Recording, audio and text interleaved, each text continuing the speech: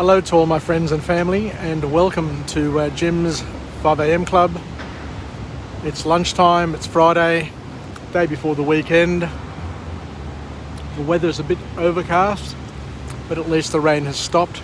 It's mild, it's beautiful, and it's Sydney at its finest.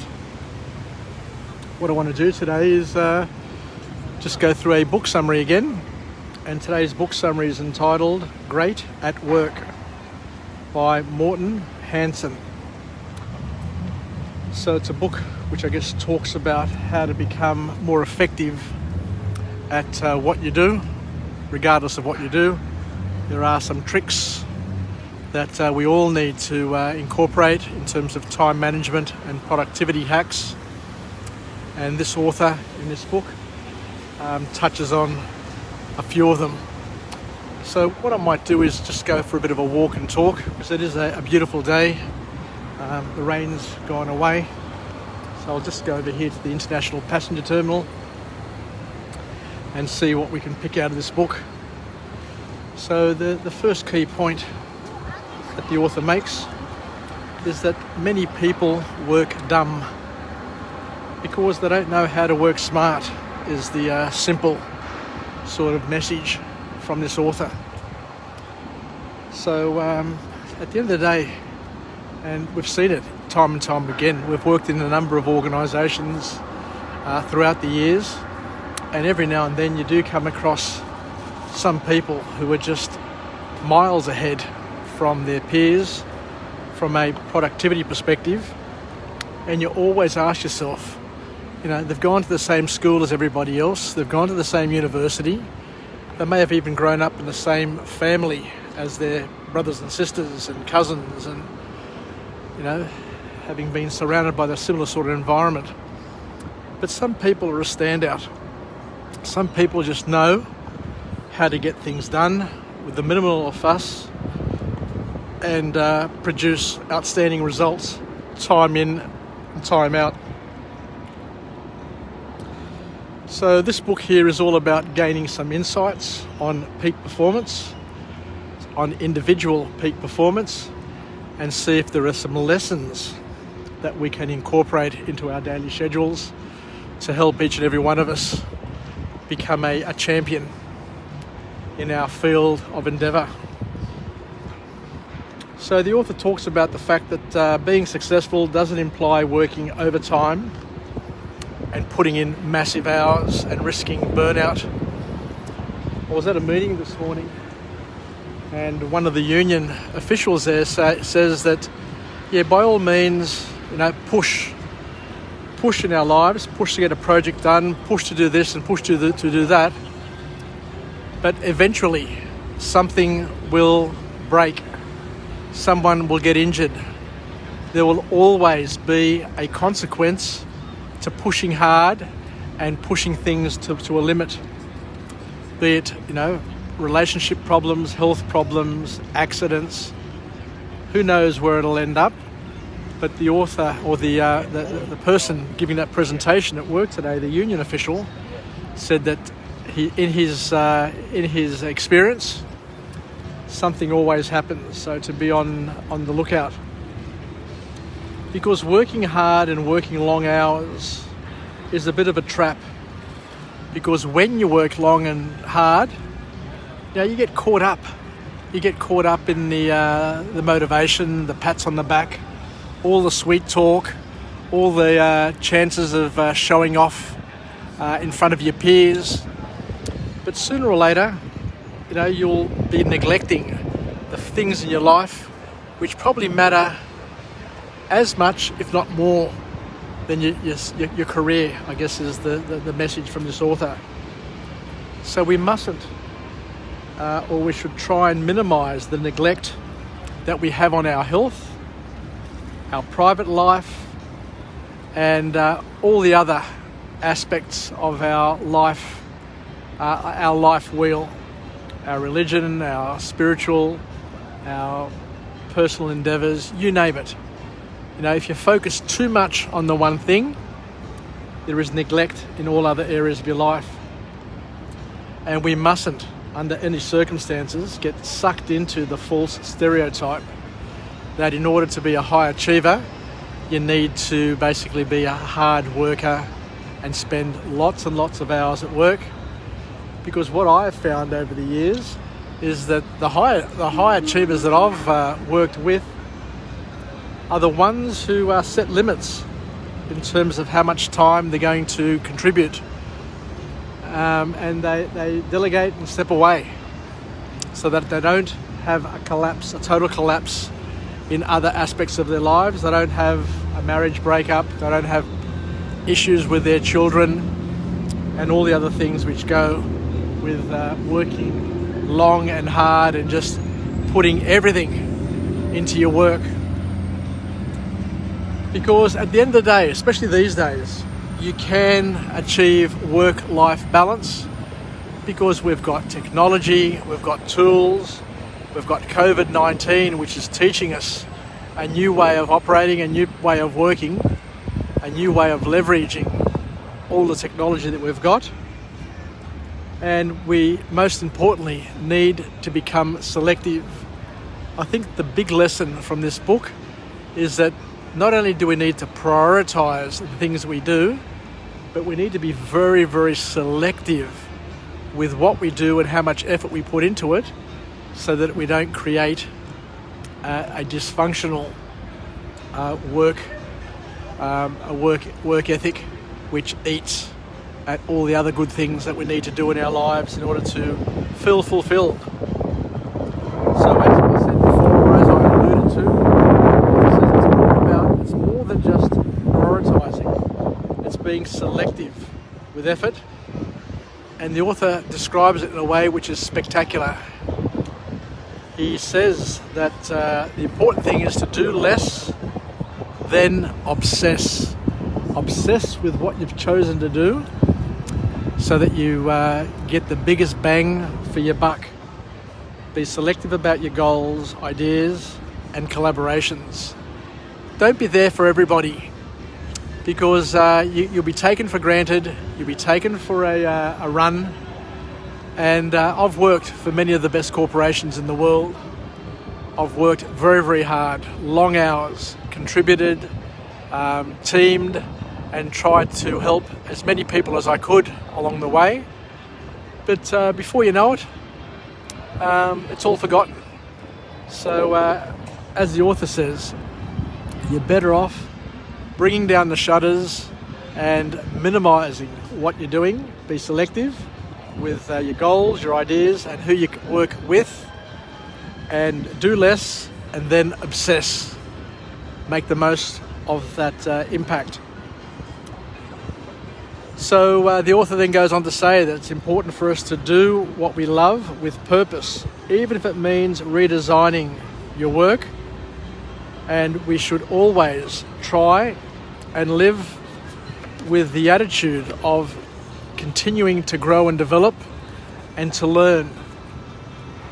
There's no use having a job or having a role where it becomes mundane and it just becomes a process.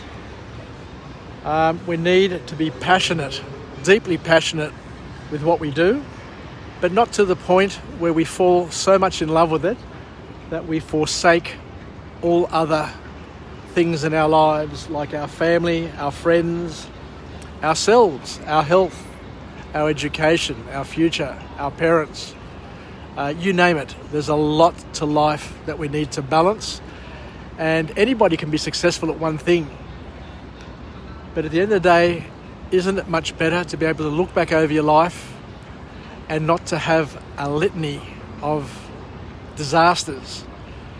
To have a marriage which is still functional, to have family who are still loving and still together, to have assets, to have a home, to have many shared moments and shared experiences with friends and family, that you can remember them fondly and talk about them and continue to maintain those strong relationships and friendships.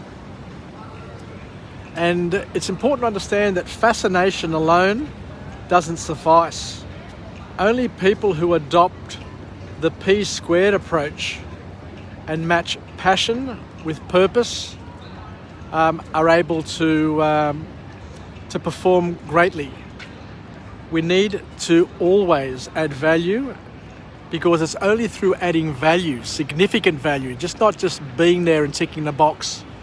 You need to know that what you're inputting creates significant value. And if you're working and if you can't clearly identify the contribution that you're making, then you're going to have problems, because you're going to look back over your life and you're not going to feel fulfilled, because you're not going to be able to put your finger on what you actually did. This author here is also not a fan of the 10,000 hours to master a skill. The author here talks about the importance of applying a learning loop and regularly asking for honest feedback about what you do, and fine-tune your processes and your performance whilst exploring new ways of getting things done, rather than just be involved and caught up with that mindless repetition. The author also warns us, yes, it's important to collaborate, but don't collaborate only with anybody, but collaborate only when it's useful. And the key is to be effective with your time, hold effective meetings, and using the fight and unite method. I absolutely like this one here. So listen up. The fight and unite method of management is that when the team gets together, we have an environment which facilitates solid and healthy debate about what we're doing. So we need to eliminate silos, build networks, and leverage technology. And the fight and unite principle gets the team to share its thoughts openly and honestly, without fear. They rip into each other, they debate the solutions, they speak their minds freely without any fear. And because confrontation is essential for most innovative ideas to not only emerge, but to also be born into useful and successful products or outcomes. And in order to do that, you need a team surrounding you which have diverse backgrounds, diverse talents, and diverse mindsets. Because what we want to do is we want to debate things openly, aggressively, spiritually, so that we get to the best solution possible. And we always need to ask ourselves, what can we improve about this product or service? What can we do better? And answer that honestly, as we said. And a lot of these principles I learnt when I was working at IBM, that it's important to debate something, to thrash it out. But once you've thrashed it out, once you've had the debate, once everybody's put their ideas on the table and the team has had a chance to discuss them, to rip into them, to analyse them to a level of detail and to proof test them, then once the decision is made in terms of what the strategy is, what the tactics are, and where we're heading, the team unites 100% behind that idea or that decision, and stays committed to delivering on that agreed position. That's a very, very powerful thing to understand and to appreciate. So the P squared approach, I absolutely love it. Where we include the fight and unite method of decision making and action development. So thank you very much for joining me on this wonderful episode of Jim's 5am Club. I'm into my 900s now. I'm closing in on my 1000th vlog. And this edition today, this version, is entitled Great at Work by Morten Hansen. So a wonderful summary with a few beautiful life hacks. So let's finish off with a positive affirmation. I'm alive, I am well, I feel absolutely great. To my friends and family, stay connected, stay relevant, stay reasonable, and most importantly, let's work with each other. Let's collaborate selectively so that we can help each other get through the morning, get through the day, get through this life where we can be the wind beneath our wings, the wave beneath our boards, the zephyrs that billow our sails and flutter our flags, and the propellers, the turbines that guide our fleet, our ship, our family to the destination and the port that we desire most. So thank you once again, and I look forward to coming to you from a different location with a different message of empowerment. Don't know where I'll be, don't know what I'll be talking about, but one thing for sure and for certain is that I will be making the time, because I now need to deliver five vlogs a day in order to achieve my goal by my 61st birthday on the 27th of May, God willing. And I think I'll leave it there. So thank you very much. Γεια σας, φιλάκια, Christos Anesti, and we'll chat again. As I said, it's overcast, but still it is a beautiful autumn Sydney day. Just perfect. If you get the time, come down to Sydney town and make the most of this beautiful city. Γεια σας, bye for now.